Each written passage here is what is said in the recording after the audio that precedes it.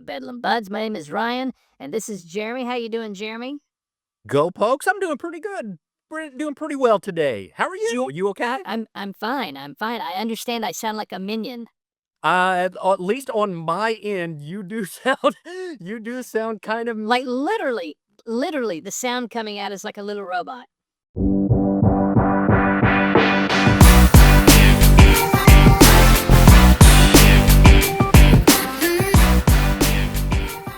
Welcome to Bedlam Buds. My name is Ryan, and this is my buddy Jeremy. And who you got, Jeremy? Okay, this is Lana. This is the young lady that was being a little bit disruptive last time we were recording a pod. And I was scolded. Several people scolded me for one of them even said, "Don't you yell at that angel baby." So I just wanted to show the little terrorist it is that I was directing her behavior. She is an angel baby. She really is. She's a good dog. Yeah. But I just wanted to let everybody know that she's perfectly fine, despite I had to scold the angel baby. She is the third member of Bedlam Buds, and I think we ought to have her make some picks once he gets to football season. Couldn't be worse than ours. 100%. Ask all the Notre Dame fans. So one thing I wanted to address is people might see the cold open and then wonder why we're dressed different for that. For this, and that's because we had a massive technical issue. I won't bore you with the details, but sometimes when you have a bunch of things open, recording doesn't go as planned. Jeremy said I sounded like a minion, and in fact, I discovered, yeah, I sounded like a minion, and we have to do a robot minion. A robot minion, and we have to do this whole thing over again. Yeah. So the other thing is, though, even though you see me sip out of my Sooner cup, even though you didn't see that until now, the flag behind me saying OU, we've decided to take Bedlam Buds in a strategic direction toward OSU.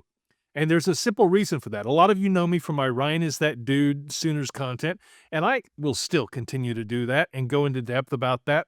And I could do that extemporaneously, hours upon end myself. But we both think, I've loved OSU growing up as well. I have family who've been part of Oklahoma State University. My grandfather got a master's degree there in 1933. He wrote about... That's awesome. That is so awesome. I don't know if you remember, on campus, I went and found his thesis, which is real cool. I remember that. In fact, my dad, Bill Welton, he lived as a young kid, 6, 7 years old in Stillwater before they moved back down to LaFleur County. But we've decided to move this in an OSU direction because neither one of us think that the digital ecosystem has enough Cowboys content, period, full stop, especially on digital. I think there are a lot of folks who try, but in the marketplace, the Sooners have like 90% of it.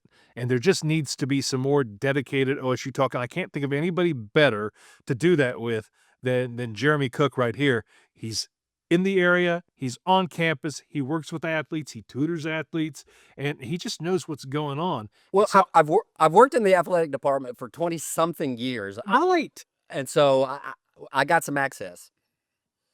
And so all I am is a guide. You're not going to get much from me. I'm just the goofy companion. Although I may have a take from the other side of the table, but our focus will be on OSU. So I was going to make a joke there. You said that you're the goofy companion. So it's the reverse of when we write music. 100%. By the way, I still have a lot of the lyrics you wrote, and they're not in English, but they have English words, but it's all over the place. That's right. Hey, we need to work on those. Just side note, we need to work on those. Well, I completely agree, especially in the day and age where people are allowing their personalities to show a ton more, which was not really encouraged when we were growing up. That's the beauty of the internet. And this show, we will certainly let our personalities come out, as we will in our first big segment. In the middle of this, I was going to say, my stepdaughter Olivia would love that. She has a Snoopy obsession right now. That's a smart girl. Somebody is raising her correctly, and it's Christy. Right. 100%. But our big segment today is going to be a draft. You see these a lot online where we pick a topic and then each one of us will draft somebody. Now, mind you, Jeremy and I already recorded this, but I sounded like a minion. So we're going to do a little reader's theater. We're going to go through that again. And we're going to get you caught up on the week. And we'll have topics each week. And I thought this week we would start with, it sounded like you were about to say something about the draft coming up. Well, no, I was just about to say what you should do is go ahead, we use the cold opening, but post the whole thing in case somebody wants to go and listen to the whole original thing. I love it. You sounded like a robot. I love it. Why not? Why not? I completely agree. That's the thing. I just got off of a business call with somebody. And I said, there needs to be more throwing spaghetti against the wall because you never know when your happy little accident turns into something. That's exactly right. You never know. By the way, our draft will be the greatest OSU alums of all time. Yeah, So, not sports. This is just OSU in general. Now, general. so to let our fans know is that we're going to do this on a weekly basis. And so we're going to this is just in general. So next week might be OSU football or basketball or whatever, related to OSU that we feel, because again, Ryan has OSU connections, I have OU connections, so we intertwine, but this being OSU focused, that's where we're going to go. And so if you guys have any suggestions, like and follow, but then give us those suggestions. What do you want us to do as our next draft, as our next top 5 of OSU, whatever it might be. But for this one is just OSU alum in general. Yes, and we'll have all sorts of good ones. This one I think is kind of fun because I think some of the names are going to surprise you. Absolutely. All right. Let's look at results here. Let's start off, and this is probably the only time you'll ever hear me say this as part of Bedlam Buds. Let's start with hockey. Right? Hockey is it's a hot topic right now, man. Get it? Ice hockey is a hot topic, and Bedlam was this past weekend, and it turns out, Oklahoma OU's been around for a little bit, but OSU, they're coming along and they're real good. They beat the Sooners 13-2. By the way, that's a special score in Soonerland, 13-2. That's the score by which the Sooners beat Florida State in the national championship. But 13-2 OSU hockey over OU. Man, Jeremy, what's going on with the hockey club? Okay, well, they just made their division national tournament. So that's a first time that OSU hockey has been invited, I guess, or has qualified for the national tournament. The hockey team's hot. I predicted 8-2, and there were some people going, that's a crazy hockey score. The final was 13-2. Oklahoma State hockey is really good. They beaten Penn State on the road, the actual Division I Penn State, Tennessee, Michigan State. Just recently, they have defeated these Big Ten Division I type of programs, so they're good. There is a donor, and I don't know who it is, that has given basically NIL money, even though the hockey is a club team, so they can still receive the NIL money and that type of thing. And so guys have transferred in from hockey playing states with hockey playing backgrounds, have transferred in and are trying to make Oklahoma State hockey the next big thing. And it's exciting. Again, they are really, really good. I suspect they're going to do very well in the national tournament coming up. But I mean, they've gone on the road to play these teams. It hadn't just been, when they play here in Oklahoma. Stillwater doesn't even have an ice rink capable of sustaining this. So they have to travel to even practice. So it's a really cool thing. There's a lot of buzz about it. There's talk about trying to make it a Division I sport, and that would be exciting. However, I kind of have to put a damper on that a little bit because I know some of the inner workings, and it ain't that easy. There is a long process where you have to go prove all of the steps. There's Title IX issues. You have to have an equivalent number of women's opportunities to men's opportunities. So if you bring in 36, I don't know what it is exactly, or 26 maybe, hockey scholarships for men, you've got to have an equivalent for women in opportunities. And, and there's some things to look at there. Oklahoma State is the only Big 12 institution that does not have women's volleyball. Or what I would prefer is the Oklahoma State women's club team is also really good. And so that would be a natural. But I mean, you got funding, you got academic issues, you got the facility issues, you got travel. I mean, there is so much to go into creating from a club to a Division I sport that it's going to be a long road to hoe, and people think it's going to happen the next year or two. I'm sorry, that's not going to happen. It's for anybody who is under the age of 25 listening or watching, understand that nothing in this life is like that. Everything, especially the bigger the bureaucracy, is going to be, there's going to be some inner workings and some goings Well, that have to happen. And then you add in just the NCAA factor on Right. top of that. The rules. And by the way, applaud those rules. There should be equal opportunities. But let's just go through this schedule a little bit. Oklahoma State hockey has been on a tour of damaging my alma maters, both of them. Oklahoma 13-2, then they beat Arizona State on February 21st, 9-2. 10-0 over Washington. That's University of Washington up in Seattle. You got Oklahoma State hockey over Nebraska 9-2, 4-2. You got over Tennessee, OSU winning 8-2, 6-4, and 6-4, 3-2 over Penn State, 9-1, 18-1 over UNT, the Fightin' Mean Green, 10-2, 9-3 over Augustana. The last time they lost was back in November. Well, no, they didn't even lose there. Let's keep the winning going. They beat Arkansas. Missouri. Have they lost at all? They lost to the Lobos of New Mexico in October.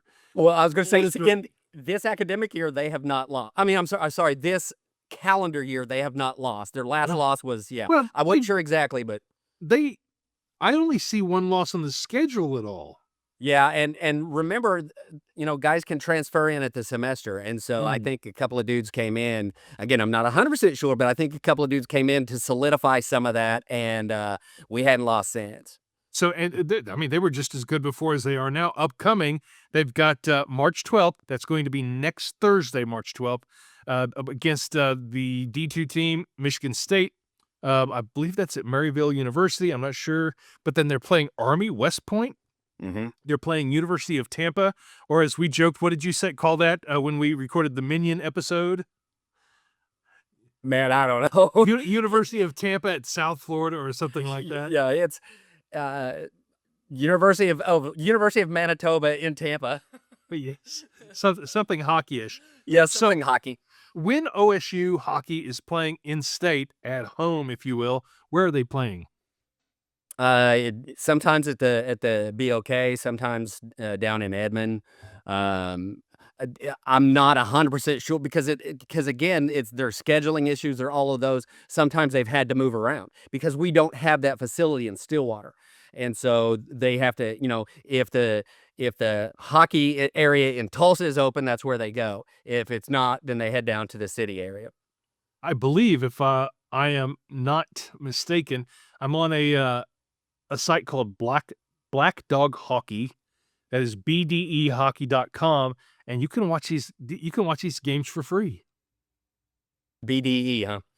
Okay. Well, hey, it's hockey. Why not? It's hockey. Why not? Right.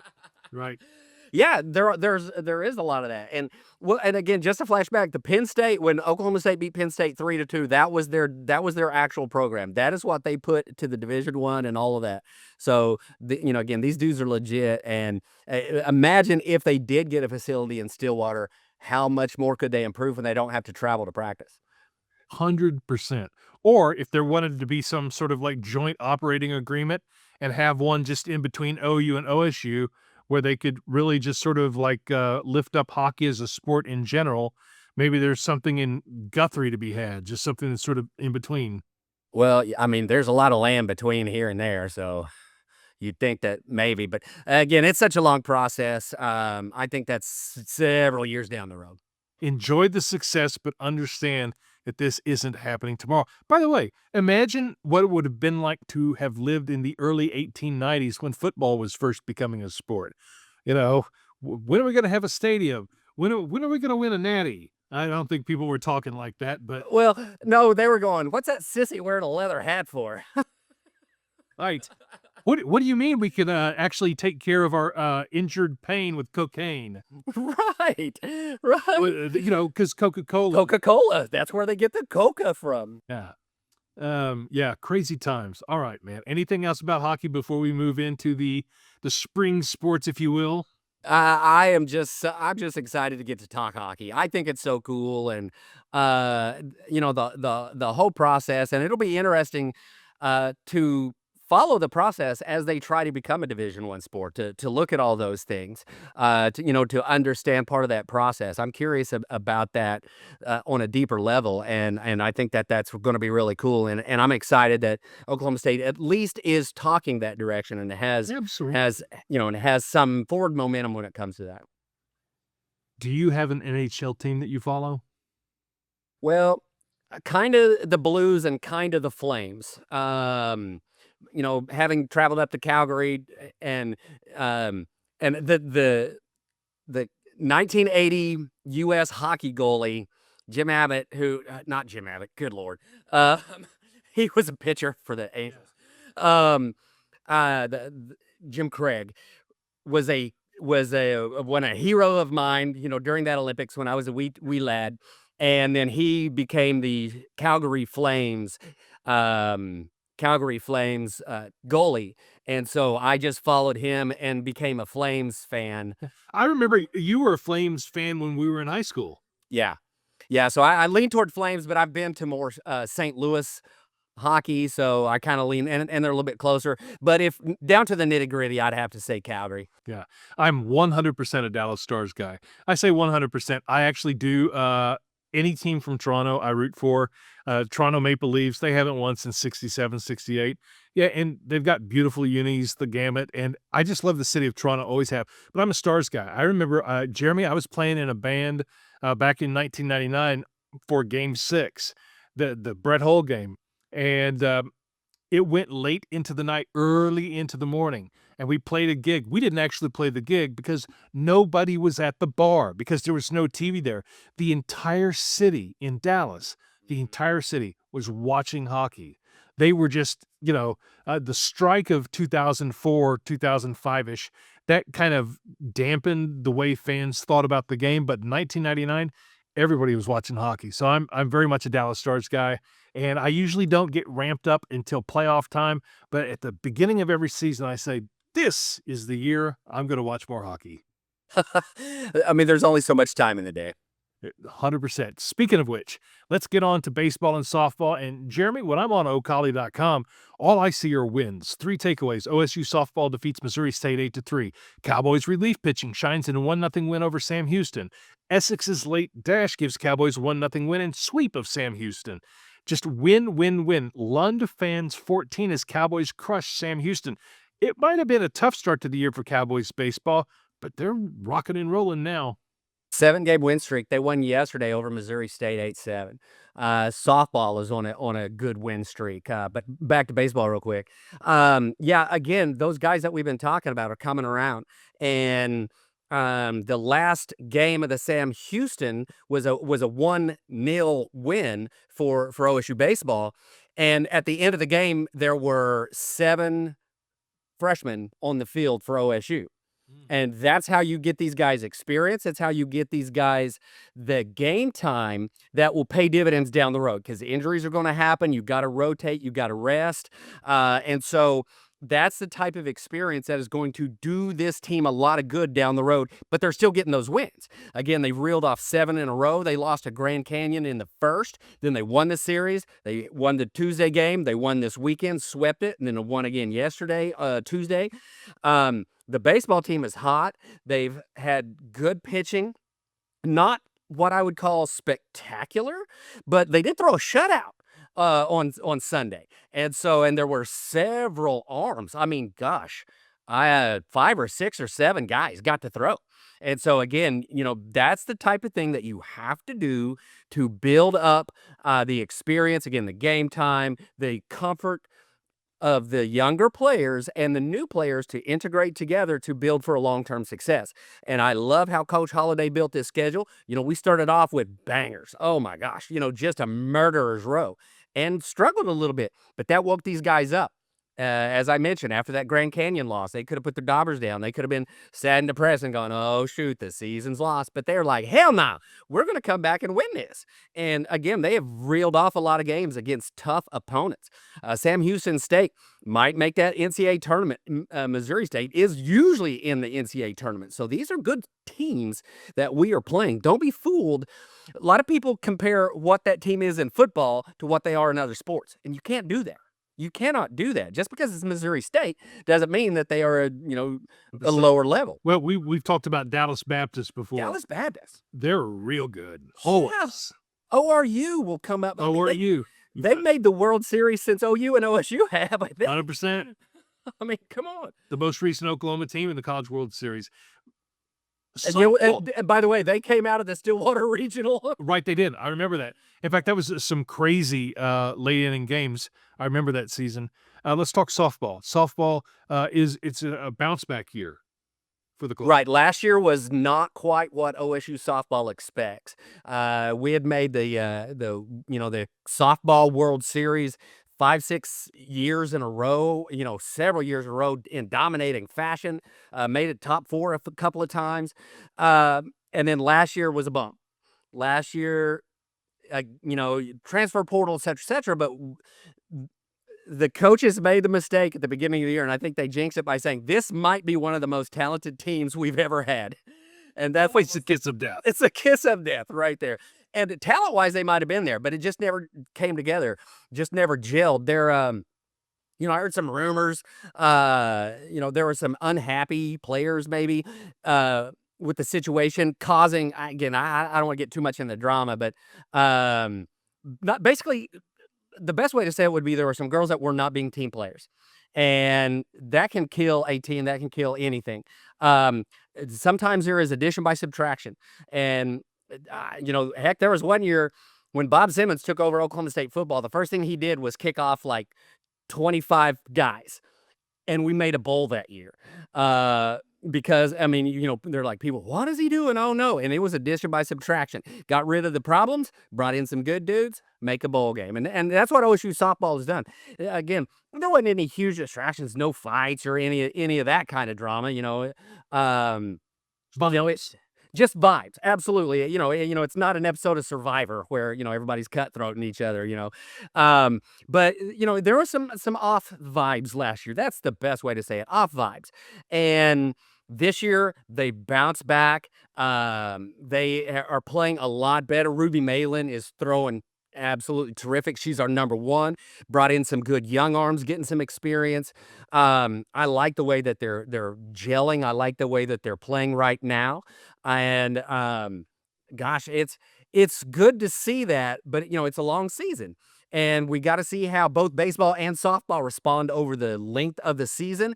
But you have to look at how they've started this year, the overall start of both of those programs, and go, all right, we are going the right direction again. We're going to make some noise this year. And I absolutely believe both of those teams are going to make some noise. And follow along, because we're going to keep updating every week. And I'm going to make some Bedlam Bud bites from the stadium during those games going on. So, pay attention. We're going to keep you updated. So next game is Friday night in Stillwater against the Central Florida Golden Knights. I already have a prediction. That game's going to get bumped to Saturday, and it's going to be a doubleheader. Big severe weather planned as if they plan it. Big severe weather. It's a party. Big severe weather anticipated for Friday. Jeremy, I'm talking like this is one of those days in Oklahoma where it's enhanced. Significant tornado risk. I don't know that it would be in Stillwater until later, but I just think a lot of people in anticipation of that may change their plans. So just be paying attention to the schedule on Friday, in case the game at Cowgirls Stadium gets moved to Saturday. But they've got a big series with UCF this weekend. Yeah, and also for this weekend, if we can make that transition to wrestling, I'll be in Tulsa this weekend because the Big 12 wrestling tournament will be taking place in Tulsa Friday, Saturday. So Thursday evening, I'm headed over to Tulsa to get that process, or get my part of that process started. And then Friday, Saturday is the actual Big 12 wrestling tournament in Tulsa. So I've been kind of paying attention to that because I'm going to be in a hotel. And I'll tell you, I'm a little bit traumatized by these emergency situations right now. I'm a little bit on height. Understand. What is it okay to say? Well, I mean, Yeah, yeah, yeah, yeah, your home was destroyed in the yeah, wildfires last year. yeah. I mean, that's a big deal. March of 25, I lost everything, burned down in the fire, and so I'm a little bit paranoid. I don't want to say paranoid, but I'm hyper vigilant You bet. about these kind of things. There is post-trauma stress disorder that comes with that. I guarantee it. Yeah, yeah. It's taken years off my life, but you know what? I'm okay with that. Those are probably crap years anyway. Right. Right. So we've talked about wrestling in the past, and notice I didn't bring up OU in wrestling. We're just talking OSU here. You know, I maybe I just need to take down the flag, although I like it for the vibe in here. But Nah, we're Bedlam Buds, dude. We got you are Bedlam Buds. So, but OU is in the Big 12 in wrestling also. But Yes, sir. really, the biggest competition that OSU has in the Big 12 is Iowa State. Is that not right? Yeah, that's correct. OU, while historically is one of the top 5 winningest programs in collegiate wrestling, and we have to give OU props for that. But right now, Iowa State is a better team right now, and Oklahoma State is 1, Iowa State is 2 in the Big 12. And Iowa State will be the biggest competition. You know, OU has a couple dudes that can make some noise. You know, Wyoming has a couple of dudes that can make some noise. You know, Arizona State, you know, some of the affiliate schools like Cal Baptist, Air Force, they'll have 1 or 2 dudes, but it's probably UNI, Northern Iowa. Goodness, they're good as well. But it'll probably come down to Iowa State and Oklahoma State. And let me reverse that: Oklahoma State and Iowa State. And Oklahoma State, I think, is going to win this. The reason why is because of bonus points. Because of bonus points. The seeds came out, the brackets came out on Monday, and the first 4 weights, there are 10 weights in college wrestling. The first 4 weights, OSU has the number 1 seed, Iowa State has the number 2. And there are a few other weights where you're going to have a 1-2. It might be Iowa State 1, OSU 2, but at heavyweight, it's Iowa State 1, OSU 2. So, I mean, it's going to be nip and tuck. If the seeds play out, it might come down to the very last match of heavyweight in the finals. Now, I hope it doesn't do that. I'm old and I might have a bad heart, and I don't want to deal with the stress. Actually, that's the one thing my doctor said. He said, "You will never have a heart attack. Everything else is falling apart, but at least my ticker's working." So I want to ask you though about bonus points, because you've explained where bonus points come into play. Isn't so explain how that works and how that works to OSU's advantage. Okay, so in a tournament, and again, these aren't the exact scoring, but it follows this pattern. Let's say you win your first round match. You get 2 advancement points. So the team gets 2 points. Now, that is if you win from 1 to 7. So if the Oklahoma State kid wrestles a UNI kid and wins 7-0, it's called a regular decision, and it's worth 2 team points in the tournament. But if they get a major decision, which is 8 to 14 points in the individual matchup, then it becomes what is called a major decision, and so you get a half point bonus for getting a major. So now you get 2.5 points when you advance. If you get what is called a technical fall, that means you are 15 points ahead of your opponent. It ends the match. Done. And at that, you get a technical fall, which gets you 1 bonus point. Major decision, half. Technical fall, 1 point. Then if you get the ultimate, which is the pinfall, you know, you take the guy, you turn him over, you put him on his back, he sees the lights, his shoulders are down. And then the ref goes bam, bam, and then he kicks Don't out. count to 3. Don't count to 3. Don't count to 3. It's pin. Confetti cannon. And so with that, then you would get an extra half point on top. So you would get 1.5 bonus points. So you'd get 2 for the advancement and then 1.5 for the pin. And again, I'm not exactly sure if those are the exact numbers, but that's the simple math of how it works. So when you get bonus points, it means more to your team overall because you're scoring more team points. One year, and I think it was 2014, I'm not 100% sure, you know, it's been a decade, but Oklahoma State at the national tournament won more individual matches than Penn State did. But because Penn State had more bonus point wins, they scored more team points, they won the national title. So it doesn't matter how many you win, it how you are winning the ones that you win. Now, clearly, the more you win helps. And Oklahoma State has 6 number 1 seeds. And so that's, that opens up the possibility to get those advancement points and to hopefully score a lot of bonus points in those early rounds. And this is happening this weekend. Is it on TV? Is it on TV? ESPN Plus for most of it. ESPN Plus for most of it. And if you want, I can send you the list or the links of all of those for so if you wanted to post it or whatever, or watch it. No, we'd love to. We'd love to. And then help. I mean, this is education as much as anything. We all can watch the wrestling. I mean, you already understand the sport, but I could be watching it along with the list of all the OSU athletes just to see how they do and try to score that. See if I can follow along with the score. Just a quick aside. My buddy and I one night had a friend who she was an athlete with the roller derby club. And so we spent, we were probably drinking, but we spent the whole evening watching roller derby and we figured out the scoring. We were like, we've got it. And then we got there in person and we couldn't keep up. It was, So remember, we used to watch roller derby sometimes on like Saturday nights, Love roller derby. If I've decided that if I ever became a roller derby person, my name would be Hell No Kitty.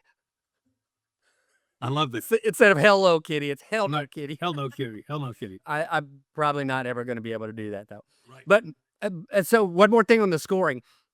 As you advance further, like the first round might be 2 points. When you win the semifinal, it's like 3 advancement points. If you win the final, it's like 4 advancement points. So, the more you win, the deeper you get, the more advancement points you get. Individual achievement playing into team results. Correct. Absolutely 100% correct. That makes a ton of sense. We'll be looking for that this weekend. So we have baseball, softball. It's a full weekend. Hockey on March the 12th next week. Let's get to our main draft segment here. It's the first one we're doing. It's a Bedlam Buds draft. We already had the flip of the coin, and you won first pick. I did. And you have a philosophy about heads or tails. It's science, actually. The head actually, on the coin, the face side with the head on it actually weighs a scooch bit more than the flat side with the eagle, which is the tail side. And so when you flip a coin in the air, statistically, because of gravity, that heavier side has more opportunity to land on the bottom, on the ground underneath. So statistically, now it's very, very, very small margins here, but statistically, tails will come up more than heads because the head actually weighs more, giving it a higher propensity of falling down.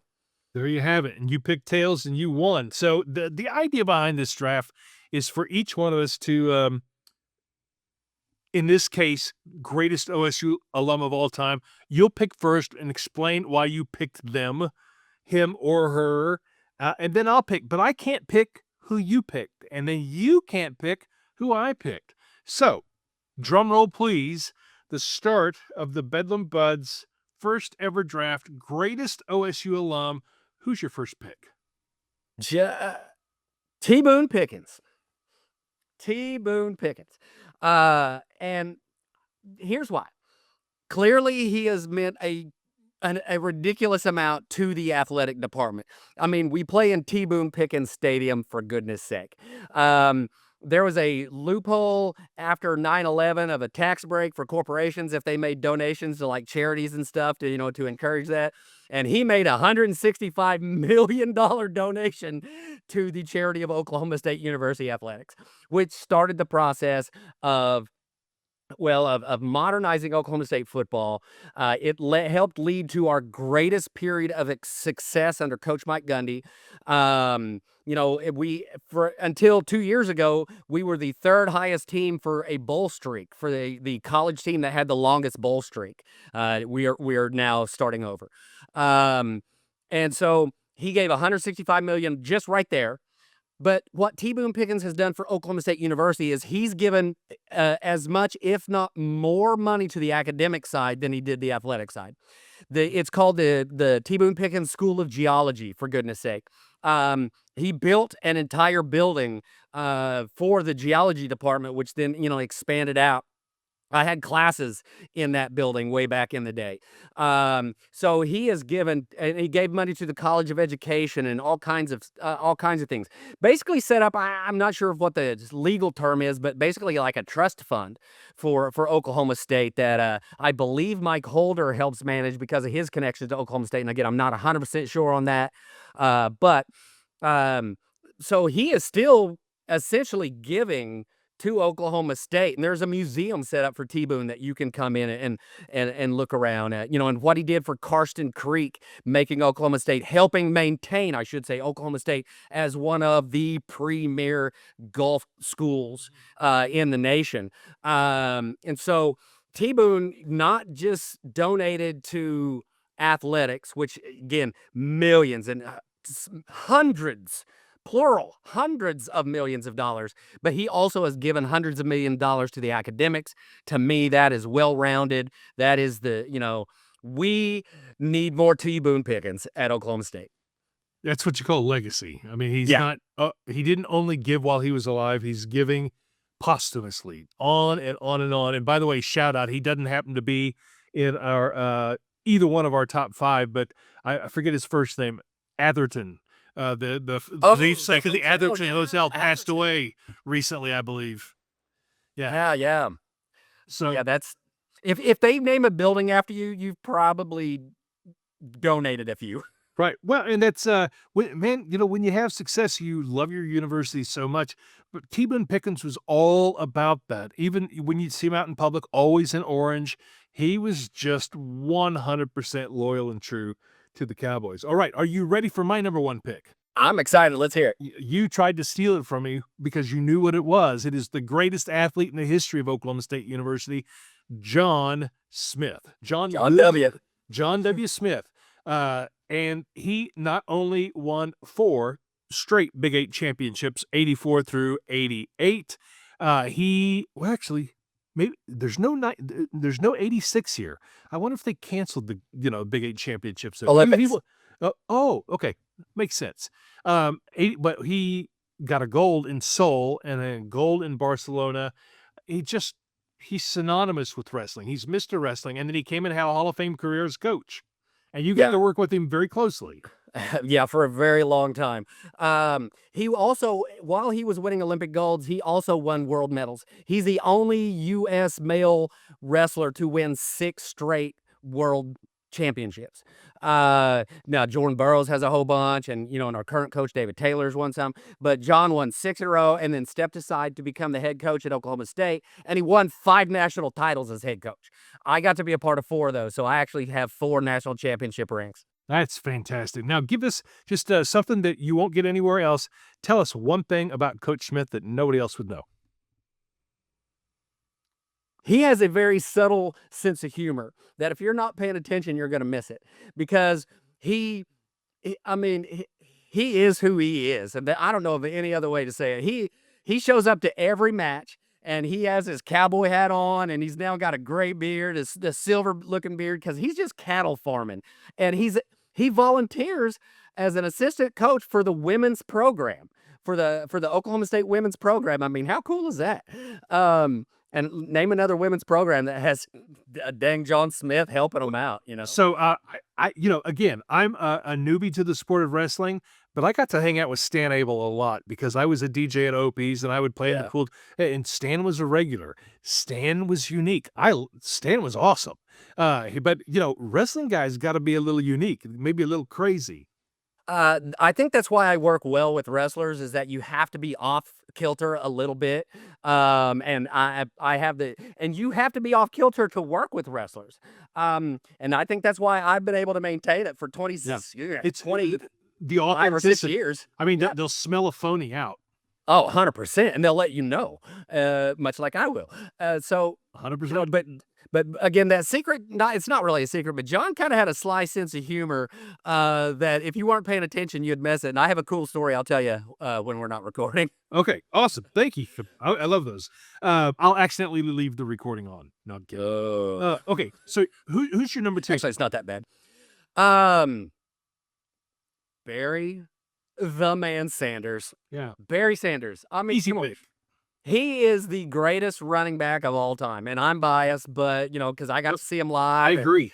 But for what he did, I mean, the man, for example, he started off 2 college seasons in a row by returning the opening kickoff for a touchdown. I was there for one of them. Yeah, my brother was there for one of them, for goodness sake. My OU guys were at the game. I was too, actually. But, I mean, how cool is that to start off? Thurman Thomas is not necessarily a quote, but was known to say, y'all are going to miss a beat when I leave. Because Thurman, next level. But Barry Sanders, my goodness, he made the Detroit Lions relevant when nobody else on the planet could. Mm-hmm. Imagine him behind Emmitt Smith's offensive line. He would have had 90,000 yards a season. And 3 Super Bowl titles. And 3 Super Bowl titles, without a doubt. I actually got to watch Detroit and Dallas play in Dallas on a Monday Night Football one time when Barry and Emmett were at their height, and my goodness, went to overtime. It was a terrific game. The Lions kicker missed like 3 field goals during the game. I mean, again, they were trying to lose. Dallas was trying to help them.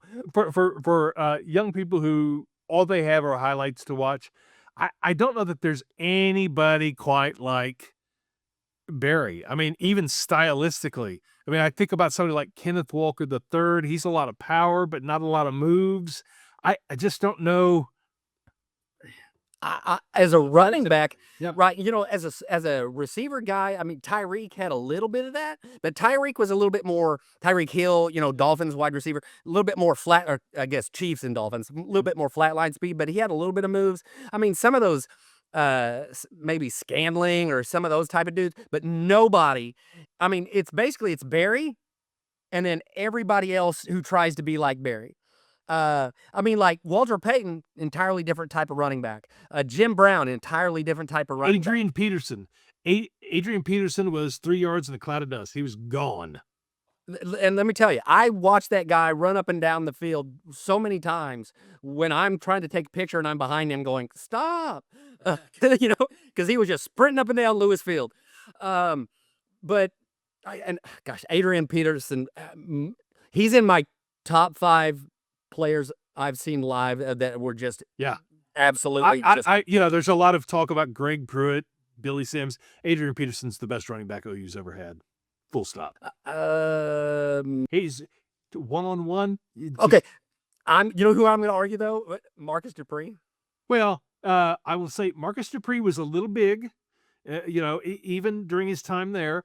But he also was only there for a year and a half. Right. That's the problem with Marcus, is that he didn't make it the full time, and Peterson was there a while. So I agree with that, but I still think Marcus was, if he would have, could have been. Yeah. Right. He could have been. Right. But Barry, there's nobody best OSU football player of all time.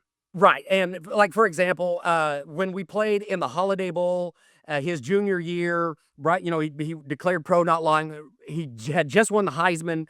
I was at the game. I was in the OSU band, so we were at the game. And it was 14-14 at halftime. And I'm like, close game. In the absolute world is going on here? It's flipping Wyoming. I disrespected Wyoming. I apologize. And my buddy standing next to me, Jeff Nessheim, looked at me and he said, don't worry, Barry hadn't gotten his 3 touchdowns yet. Final score, 63-14. And Barry had 3 touchdowns. Right. He was up and down the field. I remember watching that game. Yeah, ridiculous. All right, are you ready for my number 2? Yes, sir. The greatest or the most successful solo artist in American music history. That would be Garth Brooks, Mr. Tumbleweeds. Tumbleweeds bouncer, wasn't he? I think so. Yeah, I think. Or no, Willie's. Willie's, okay. But but Garth Brooks, I mean, somebody talked about, and I love Toby. I think Toby's was an underrated songwriter. Really good songwriter. Toby wrote some secret bangers that you don't realize until you're like, that's Toby Keith. Right. Well, and he wrote funny songs like, Let's Talk About Me, which is actually, I think maybe Blake Shelton was in on that one. Well, but I'm sorry, but Toby Keith's best song should have been a cowboy. Oh, well, that makes sense. Should have been a Cowboy. But Garth Brooks, not only, and I actually liked the Chris Gaines CD. I've got the Chris Gaines CD. I thought that was interesting. But I thought it was good music. But then again, I'm a yacht rock nerd. But I love Garth. And in fact, I've got several of his early albums, and love the country stuff from much too young to feel this damn old. Oh, yeah. Yeah, and of course, Great the song. dance, and we talked about the Thunder Rolls. But do you have a favorite Garth Brooks song? Well, originally I said the Thunder Rolls, but then you mentioned I'm too damn young to feel this damn old or whatever it is. Yeah, and Papa Love Mama's good. Right. I mean, but there's a lot to choose from. But I'm gonna have to change my pick from the Robot Minion to steal yours or to glom onto yours, which was too damn young to feel this old. Yeah. Also, Ain't Going Down Till the Sun Comes Up. That's Yeah. another good one. Lots of good ones. And of course, the dance. Number 3. Are you ready? Yeah, I'm ready. Ed Gallagher. Ed Gallagher. Ed Gallagher it's Gallagher Iba. Gallagher is the wrestling coach that started that. Ed Gallagher won multiple national championships. They changed the rules because of the way that Ed Gallagher had the Cowboys wrestling. They would take guys down, get 3 or 4 points, let them up for 1, take them down. So they changed the rule where it was 2 points for a takedown, 1 for an escape to try and force the Cowboys to get more takedowns. So luckily they've gone away from that rule. But Ed Gallagher is an absolute legend. Again, it's Gallagher Iba. It's Gallagher first. He was coaching there when it was the 4-H building and started that. Again, won national title after national title, coached multiple sports at Oklahoma State. Really got the ball rolling when it comes to the whole athletic department, and clearly established the foundations of what would be the most dominant sports dynasty, regardless of sport. Oklahoma State wrestling has more national titles than the New York Yankees have a World Series. Oklahoma State wrestling has more national titles than the New England Patriots or anybody else in their respective sport. And so that's why, of course, again, I'm biased, but it's the greatest sport dynasty out there. And Ed Gallagher got that started. So I see here that he he was AD at Oklahoma A&M from 1915 to 1933. He coached wrestling from 1916 to 1940, which means he was there when my grandfather was studying at OSU at the time. But did you know that Ed Gallagher excelled in football and track? And we were talking in the Robot Minion episode about things like the 40-yard dash and the NFL Combine, which we didn't get to today, but that's okay. Gallagher won the 100-yard dash in a Southwest Conference meet in 9.8 seconds. How fast do you think you could run a 100-yard dash in? Not that fast. Right. I mean, back in the heyday, I probably could have done pretty well. Now? Yeah. Gosh, I don't even want to guess. 15? He read it nuts. I would say 16, maybe. I don't know. I mean, my thing is right now, if I could get out of the blocks quicker, because I'm old, once I get going, I can move again. Yep. But it takes me longer to get started. I'm thinking for me, about a minute and a half. Well, but halfway through, I'd have to stop and have a cigarette, maybe a beer or something. Yeah. It's scotch. And I don't even, I can't even smoke. I have asthma, but I might need it at that point. Right. All right. Let me get to my number 3. My number 3 is, he's Mr. Football, and unfortunately the end wasn't so great, but it's hard to cling to that success that the Cowboys had in the early 2010s against Oklahoma. He's most successful football coach against OU for sure. Mike Gundy. I remember Mike Gundy was a nemesis of mine in football as a fan when I was at Muskogee High, and he was the head quarterback at Midwest City. And he led the Bombers to a last-second win over the Roughers, and then I rooted against him for the next 4 years. And in fact, that first game, I remember watching that from an OU dorm.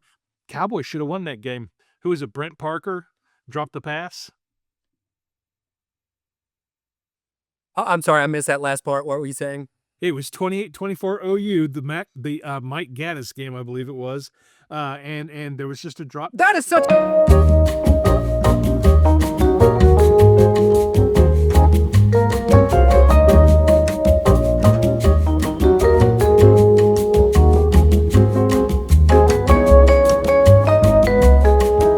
I'm still bitter about that. Parker dropped the pass, yeah. But if that ball is 15 closer, we got Barry, we got options. Totally We agree. had Hartley Dykes, for God's sake. Yeah.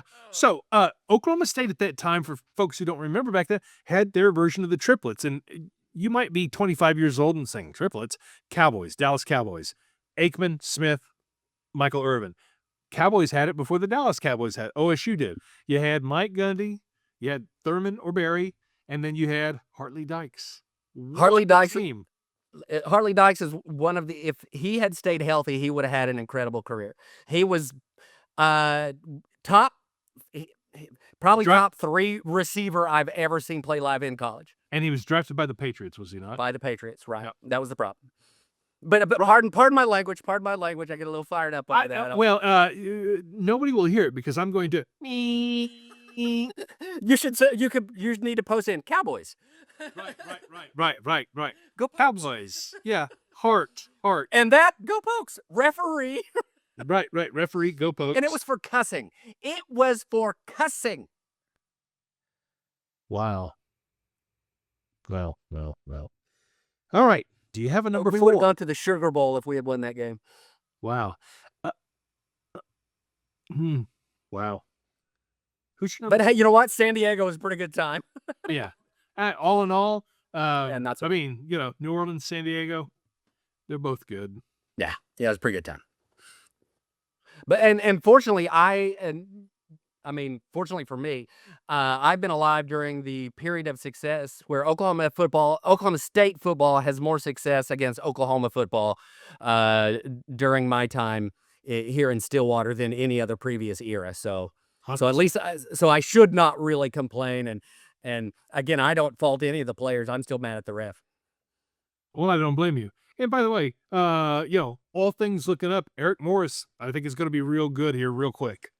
Yeah, and spring practices start here, not too awful long, and so I'm kind of excited about that. I will get to go to some of those, and so we'll be able to report from some of the practices, and I'll be able to give us a little bit of inside information on how the Cowboys are looking. Excellent. Who's your number 4? Who's your number 3? Mike Gundy. Mike Gundy. Your 3 was Mike Gundy. Robin Ventura. Mr. Robin Baseball. Ventura, Mr. Baseball. He, Sports Illustrated several years ago did a top 10 college athletes, regardless of what they were. Oklahoma State baseball had 2 of them, and it was Robin Ventura and Pete Incaviglia. And ignore, everybody. The problem with Robin Ventura is the fight. Is that he rushed the probably. The dude that everybody loved. Nobody hated. Nobody hated Nolan Ryan. Everybody loved him, even the people that he competed against. And so he tried to rush and then, Yeah, have you ever heard the phrase country strong? Yeah. Nolan Ryan's country strong. That was a mistake. Yeah, that was a mistake. And I honestly think that Robin didn't go full into him, and then Nolan was like, let's go. But outside of that, Robin Ventura had the hitting streak, a hitting streak in baseball, college baseball. 61? Yeah, 61, I believe. That, I don't know, might not ever be broken. I don't know. But what an incredible record at that time. Was fielding incredible, drafted high in the majors, played in the majors for an incredibly long time, became a manager in the majors as well, and then volunteered to come back to Oklahoma State once he was finished with that part of the baseball. He wanted to finish his degree. And so he came back to Oklahoma State to finish his degree. And so while he was doing that, he was the graduate assistant coach for the baseball team. And he was actually in classes, and he actually graduated with his degree. Let me tell you, Robin Ventura did not need that degree. I don't think that when the White Sox hired him or anybody else that's going to hire him, they're going to go, well, it looks like here you left college early. What happened? I got drafted, and I was making millions of dollars. So I mean, so again, I'm looking at that entire package. He was a sports star, but set an incredible record, set a great legacy of Oklahoma State, and then came back and helped coach. And again, well, let me tell you, graduate assistant coaches don't make a lot of money. He was not doing it because he needed the job. He was doing it because he loved the school, loves the program, wanted to finish his degree for his kids, for his family, and I'm about all of that. Robin Ventura. In the whole thing goes back to loyal and true. I mean, it's just something you see over and over again with Yeah. OSU alums, OSU athletes. My number 4 is, and why did I mark this out? I didn't mean to mark it out. It is Eddie Sutton, Mr. Basketball, but not really Mr. Basketball. Kind of Mr. Basketball. Kind of Mr. Basketball. Mr. Mr. Basketball, part 2. Yeah, part 2. But Eddie Sutton, so look, there have been 2 eras of successful OSU basketball. There has been Hank Iba, and just spoiler alert, he's going to be my number 5. We'll talk about that in a second. By the way, it's Mr. Iba. Mr. Iba. And really, Henry Iba should come first. So I'll just give away both my 4 and 5 right here.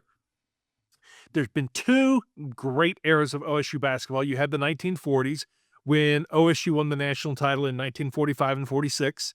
And was that a time, was the NIT the predominant one then, or was the NCAA tournament? No, I'm pretty sure that was the NIT because it was the national championship tournament. At that time, the NCAA was what the NIT is now. Right. So they Essentially. won those titles in 45 and 46. And by the way, the Sooners were there in like 1939 and 1947. But they lost. They didn't win. Oklahoma A&M won. And there's a reason why they call that arena Gallagher-Iba. Ed Gallagher, Mr. Iba.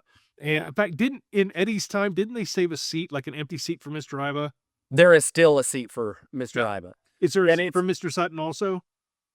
Oh, he has the court named after him. Right, okay. He can sit anywhere he wants. He owns the court. Right. Well, it was an exciting time for OSU basketball because I will tell you, you went from Leonard Hamilton, who, by the way, is revered in coaching circles. I think he's retired now. I don't think he's still with Florida State. I don't know. Is he? I honestly don't he's like know. 70 now. But Eddie Sutton, instant man. Anybody who thinks it takes 5 years to build a program, you're kidding yourself. Eddie instantly took his, I think at the time, his 4th team, 4th or 5th, to the NCAA tournament, and they were great. 2 Final Fours, 1995, where you flashed the horns down on TV. On TV, and I had that game recorded. I had that whole tournament on VHS that I recorded from there. That I lost in the fire, but I remember that vividly because you said, "Hey, you got to do a sign for me. Do a horns down," and I was like, dude, there is no way they're going to put the band on TV. And it was the very first thing they put on right before tip-off. And I go, right, that's awesome, man.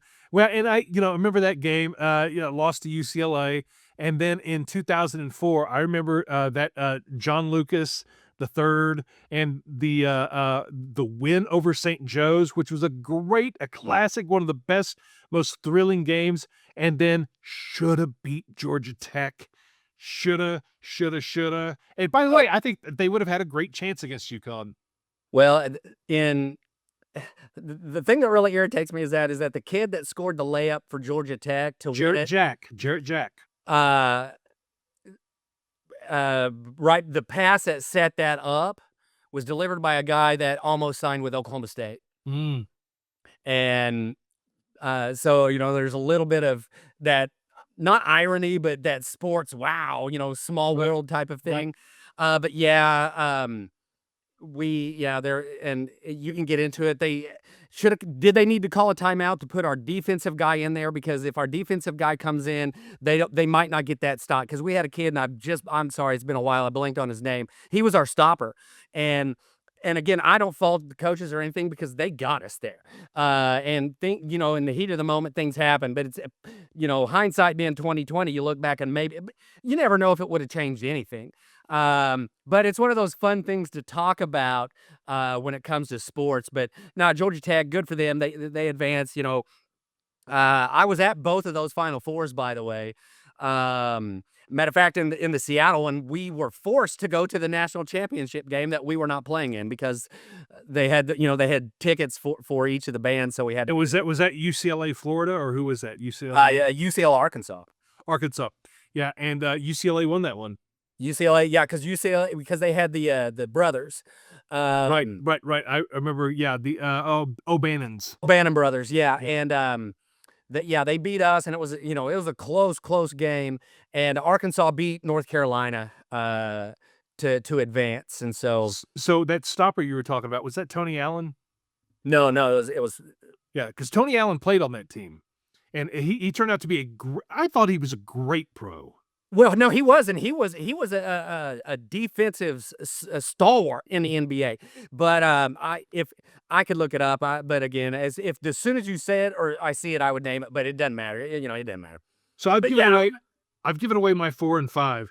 So let's get to it. Who are you? You're on 5, aren't you? You're yeah, on I'm a 5. five. Who's number 5?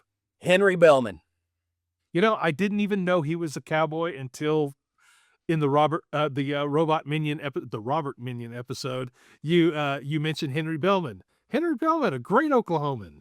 Well, yeah, I mean, he was governor, he was senator, he served on a lot of, very important committees and whatnot. He was loyal and true, an OSU grad, and came back and, gave to the school and did all of the things you want your alumni, your big, famous, important alumni to do. And so when you have an alum like that made such a mark, as all of the political offices. We've had a lot of good politicians come from Oklahoma State, but what he did was that, again, what I call next level. Plus, he continually came back to the school and gave back and did all of those things. I mean, we had Wes Watkins is from Oklahoma State, and he did all those amazing things politically, and and et cetera, et cetera. But Henry Bellman, to me, I think he's the number 5 because, again, of what he accomplished as a politician, as a human being, and as a leader for Oklahoma State. I think you got to have Henry Bellman up there.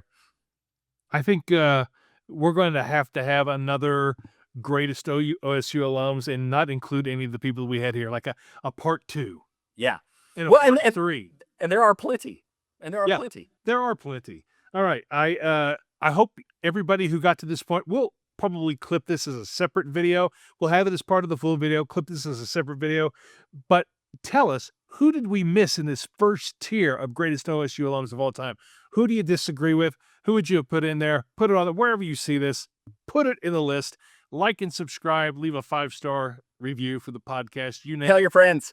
Tell your friends. We got wrestling this weekend. We got softball. We got baseball. It is everything. The world's brightest orange this weekend. Absolutely, and it's going to be a great sports weekend. I'm looking forward to getting over to Tulsa for that Big 12 wrestling tournament, and I'll record us an update during the tournament. Do it. And I'm going to be sitting here with the chart going, okay, half point, 1 point is a major decision. I'll be scoring it like a baseball game. That's right. Heck yeah, All right. man. For the newly revamped Bedlam Buds, if you're an OSU fan and you're kind of excited about the format adjustment here, go ahead and man, because we're going to go deep on OSU each and every week. For Jeremy, I'm Ryan. We will talk to you later.